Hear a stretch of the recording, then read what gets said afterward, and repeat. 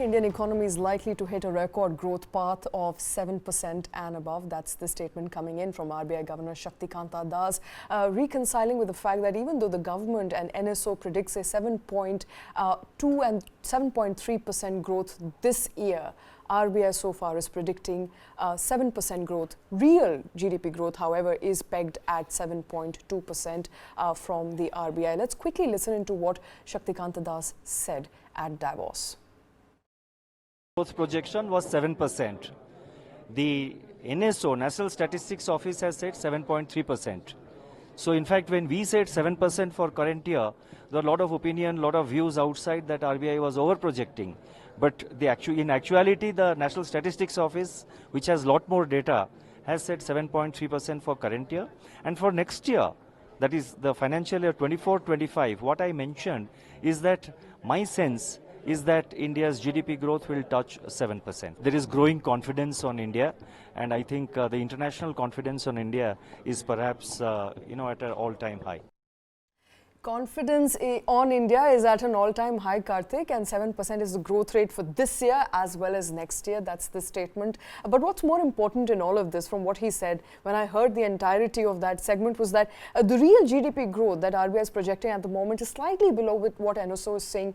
It says 7.2, NSO is saying 7.3 right now. Yeah, so no, I think what you're referring to is the real GDP and not the nominal. The nominal GDP is what RBI is saying 7%. And in fact, if you remember when the data for Q2 came out, the growth rates, the numbers for Q2 came out in early December, late November, early December. That is when RBI had actually revised its projection for the financial year upwards from 6.5%, a full 0.5% to 7%. Now, what Governor Shaktikanta Das is saying is that while RBI continues to stick with a 7% projection against the NSO, which is pegging it higher at 7.3% for this financial year, he's saying that RBI is also confident, and he in his personal capacity is also confident that even FY25, which is the next financial year, will see the economy ticking at an annualized growth rate of 7%. And that, I think, is broadly, the understanding of India's overall required growth rate to be able to breach that $5 trillion mark by 27-28. And if that were to be the long-term average also of India's growth, then by FY47, I beg your pardon,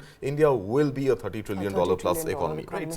So broadly, 7% is the expected, required, annualized average growth rate for India for the next 25 years. Now, obviously, there will be years where we will hopefully surpass that 7% in great measure. There will be years where we will not be able to surpass that. In fact, we'll fall short. But overall, if it averages to about 7%, then yeah, that is I mean, I personally don't think it is still going to be good enough, simply because the per capita GDP also has to add up. And the fact that India's population continues to grow and India's economy not growing any faster than 7% will mean that we will still be stuck in that per capita income of about $2,000 or so, which is not going to be good enough, right? Absolutely. I mean, at best, even if that increases 7% year on year, inflation is going to deflate that real growth, and the per capita income and what people can buy with that $2,000 is really going to not really be sufficient 25 years from now. But that's a different story altogether. The second thing that Shaktikanta Das said was the world being confident on India, confident about India's projections, India's growth rate. I think no surprise there. Absolutely. And India has been the toast of the town across global forums, not just India's own presidency at G20, when the world had literally, come down to India, and there were the sessions and the whole pomp and show that we saw, and all for good reason and good measure. But even apart from that, any global forum that you consider, whether it is the IMF or the World Bank or, any other global institution out there, it is sticking its neck out and saying that India is going to be the fastest growing major economy in the world.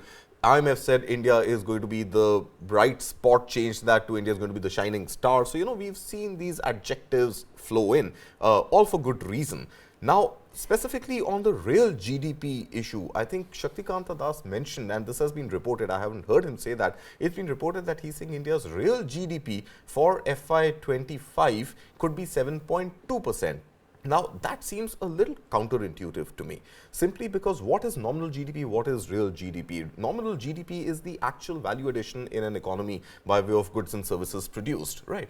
whereas the real GDP is actually inflation adjusted value of the nominal GDP. You know, that is exactly what I Yeah. mentioned, because with NSO is predicting a 7.3% real GDP growth, while RBI is saying if you adjust it to inflation, it will be about 7.2%. So there's a difference of 0.1% So there. how I understand this, Shweta, and I would love to be corrected on this, and perhaps we can check with economists as well.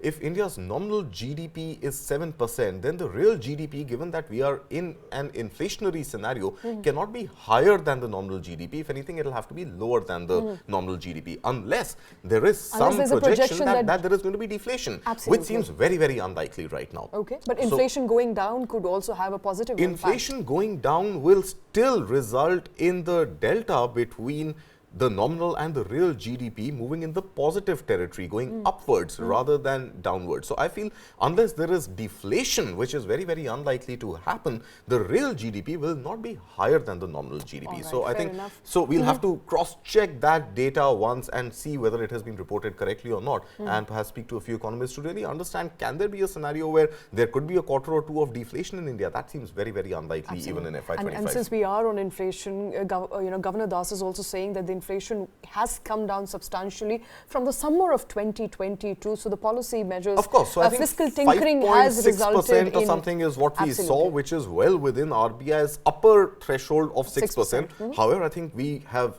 heard RBI Governor Shaktikanta Das time and again saying that RBI will want to hammer it down squarely to 4%. And unless it comes down, or until it comes down to 4%, rate cuts are unlikely to happen. So while 5.6% inflation seems good, seems better than what it was in 2022 and 2022 onwards for a sustained period of time, it's not nearly near the 4% mark. So rate cuts are definitely not on the anvil as I see it. not happening anytime soon as far as rate cuts is concerned. But RBI Governor assuring that India will grow at a stable rate of over 7% in the upcoming financial year as well. All those information, of course, coming from Davos, where RBI Governor is assuring world leaders of India's economic prowess.